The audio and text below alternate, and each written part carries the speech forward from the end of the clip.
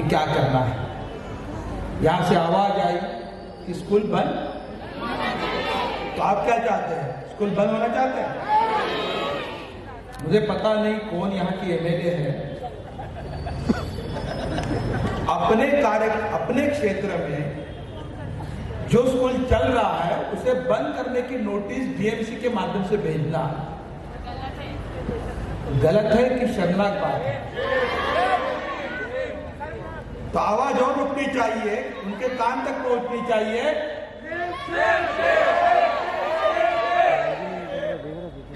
आप इनसे सहमत हैं तो हाथ ऊपर उठाइए। कौल सर, पूरा परिवार आपका, पेरेंट्स आपके साथ है। अजय कौल सर को मैं पिछले 20 साल से जान रहा हूं। मैं विधायक हूं, आमदार हूं, आपके तालीम के क्षेत्र का, टीचरों का नुमाइंदा हूं। मैं जैसे आमदार खासदार होते हैं वो जनता से चुन के जाते हैं, तो टीचर और जो लोग हैं, शिक्षा क्षेत्र के लोग हैं, वो विधान परिषद में अपना नुमाइंदा चुनते हैं, उनमें से मैं। तो मेरी जिम्मेदारी है अजय कौल सर के साथ खड़ा रहना, आपके साथ खड़ा रहना, आपके स्कूल के साथ खड़ा रहना।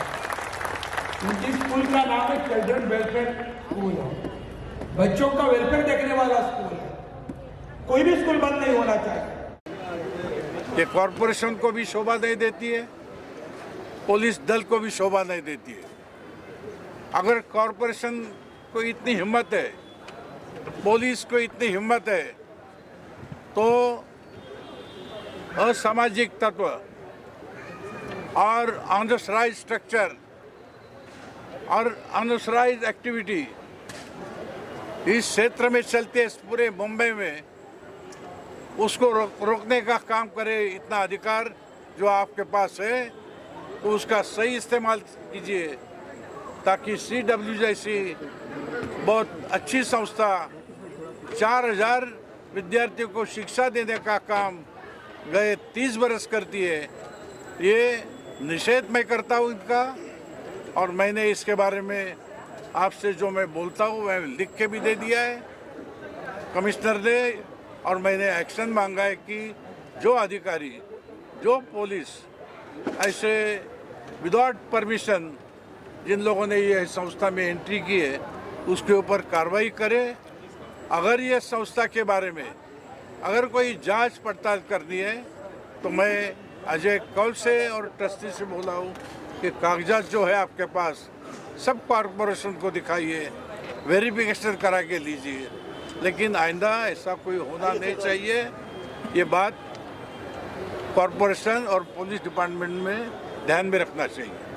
कीर्तिकर साहब, मेरा सवाल आपसे है, मैडम लवेकर कहीं ना कहीं भारतीय जनता पार्टी से ताल्लुक़ रखती है, इससे आपको नहीं लगता है कि भारतीय जनता पार्टी की भी छवि खराब होगी? क्योंकि आप खुद मानते हैं और हर कोई जानता है कि इस तरह की गैर इलीगल एक्टिविटी इस क्षेत्र में बहुत होती है। इसके बावजूद उसको ध्यान में ना रखते हुए एक बहुत बड़ा इंस्टीट्यूट जो कहीं ना कहीं हज़ारों बच्चों को यहाँ से शिक्षा देता है, उसको बंद करने को, उसको बदनाम करने का जो प्रयास हो रहा है, उसके खिलाफ एक एक्शन होनी चाहिए। देखिए, मैंने लिखा है कमिश्नर को, जिसमें मैंने मांग की है, जिसमें मैडम का मैंने उल्लेख भी किया है, यानी पॉलिटिकल दबाव से ये एक्शन करा के लिए, और ये समझो कि उसकी तो प्रतिमा मलिन हो गई इसमें, लेकिन अपनी पार्टी की भी प्रतिमा मलिन की है उसने। तो ये उनके जो नेता लोग हैं उसको मैंने खत भेजा है, जो खत मैंने कमिश्नर को दिया उसकी कॉपी भेजी है, बोला कि आपके जानकारी के लिए। और मैं ये भी बोला सबको कि आज ये जो निषेध पेरेंट एंड टीचर ने रखा है उस उधर जाके मैं करूँगा। मुझे मालूम है कि ये शिवसेना बीजेपी हमारा ताल्लुकात है, हमारा अलायंस है, तो भी अगर समझो गैर कानूनी और गैर इस्तेमाल अगर अधिकार का कहीं कोई भी आमदार खासदार करेगा समाज के हित के खिलाफ, तो मैं उसके साथ उसको बैकिंग नहीं दूंगा, मैं संस्था के साथ रहूँगा। अजय कौल सर एक ऐसी शख्सियत है जिसको हर कोई जानता है, एक रोल मॉडल है, एक इंस्पिरेशन है। उन्होंने कोरोना के वक्त में या एजुकेशन क्षेत्र में बहुत उम्दा रोल निभाया है। इसके बावजूद ऐसी शख्सियत को कोई बदनाम करता है, किसी रोल मॉडल को बदनाम करता है, आज उनको तोड़ने की जो कोशिश की जा रही है, इसके बारे में आपके क्या विचार है? अजय कौल के बारे में तो आप सब जानते हैं, पूरी यहाँ के एरिया के लोग जानते हैं। यानी जाति धर्म का कुछ मन में हेतु नहीं रखते हुए अजय कौल करते। और जैसे आपने बोला कि कोरोना के समय में यहाँ के जो विद्यार्थी उसकी 2 करोड़ की फ़ी माफ़ी करना, मैं समझता हूँ कि मुंबई शहर में एकमात्र ये संस्था रहेगी जिन्होंने इतने औदार्य से काम किया। और ये जानबूझकर अजय कौल को मद्देनज़र रखते हुए उनको डैमेज करने का प्लान किसी का अगर रहेगा तो ये नामुमकिन रहेगा। हम जैसे सब पॉलिटिकल पार्टी के लोग, हमारी पूरी शिवसेना अजय कौल के साथ रहेगी, उसके साथ रहते रहे पार्टी वाली। देखिए, ऐसा है ना कि इंसान, जैसे मैंने कहा कि ये स्कूल की बिल्डिंग प्लान के मुताबिक बनी है और 40 साल या 30 साल पुरानी बिल्डिंग जब बनी है तो यकीनन अगर कोई इसमें माइनर चेंजेस होंगे या कोई प्लान के मुताबिक कोई चीज़ ये हटाई गई होगी यहाँ से वहाँ, तो उसका हम लोग या तो पेनल्टी भरेंगे जो बीएमसी के रूल्स में है, उसको रेगुलराइज करने की कोशिश करेंगे। और अगर बीएमसी ने ये कहा कि भाई ये नियम में नहीं बैठता है, इसका डिमोलिशन होना चाहिए, तो यकीनन जो चीज़ें रूल्स में नहीं होगी तो हम रूल्स के ख़िलाफ़ जाके तो कुछ काम नहीं करेंगे। यकीनन वो जो भी हमें कहेंगे ये नियम के बाहर है, उसका हम डिमोलिशन खुद करेंगे।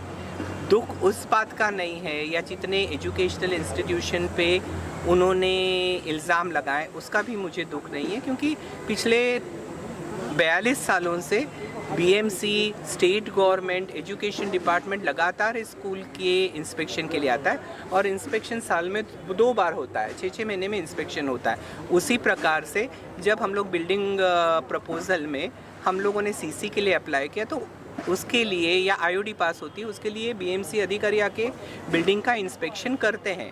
अभी वो कहते हैं कि ओसी नहीं ली गई है, तो अगर आप ऑनलाइन पे जाएंगे तो आप देखेंगे कि ओसी के लिए हमने ऑलरेडी अप्लाई किया है, लेकिन ओसी के कंप्लायंसेस इतने 30-32 होते हैं कि वो हमें कंप्लायंसेस पूरे करने पड़ते हैं।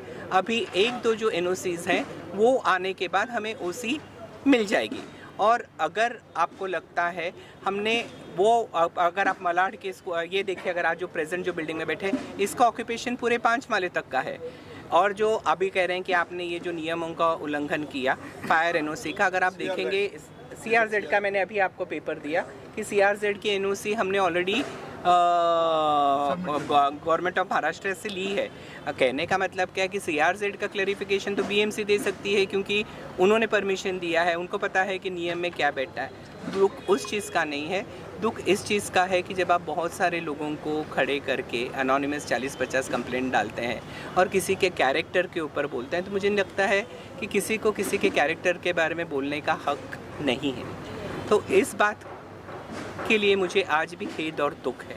सर, और एक चीज़ आपसे जानना चाहूँगा, इस सब की शुरुआत कब हुई उस बारे में कुछ बताइए हमें, क्योंकि हमने देखा है कि कुछ प्रेस कॉन्फ्रेंसेस आपने भारती जी के साथ भी किए हैं पास्ट में, तो अगर थोड़ा सा बताएं हमें। कई सारे कार्यक्रम में वो जुड़ी भी रही है। हमारी honourable MLA doctor Bharati Lavekar ji के साथ मेरे बहुत अच्छे संबंध रहे हैं। 2018 तक उन्होंने 2 बार मुझे honourable deputy chief minister government of Maharashtra Shri Devendra Fadnavis ji के हाथों अवार्ड 2 बार दिया। वो जब चीफ मिनिस्टर थे उस वक्त भी उन्होंने मुझे 2 साल लगातार अवार्ड दिया। एक बार उन्होंने मेरे पास उनका सर्टिफिकेट है जो उन्होंने साइन किया है। तो एक है कि उन्होंने मेरे एजुकेशन फील्ड में काम करने के लिए मुझे अवार्ड दिया उनके हाथों से, और दूसरी बार मेरे सामाजिक कार्यों के लिए मुझे अवार्ड दिया गया। ये लगातार 2 साल उन्होंने मुझे अवार्ड दिया। अब मुझे नहीं मालूम है कि 2019 तक तो हम बहुत अच्छे थे, क्योंकि मेरा ये मानना है कि अगर आप किसी को अवार्ड देते हैं, या मुझे जैसे महाराष्ट्र शासन ने 2002-03 में बेस्ट टीचर अवार्ड दिया, तो मेरी पूरी पुलिस वेरिफिकेशन हुई या जो भी उनके प्रोसीजर है उन्होंने वेरिफिकेशन करके मुझे अवार्ड दिया। अब मुझे नहीं लगता है कि ये 4 सालों में मेरा कैरेक्टर इस बुढ़ापे में 65 ईयर्स के कैसे ख़राब हुआ, या ऐसी कौन सी इलीगैलिटी स्कूलों में नज़र आई जो 40 साल तक किसी को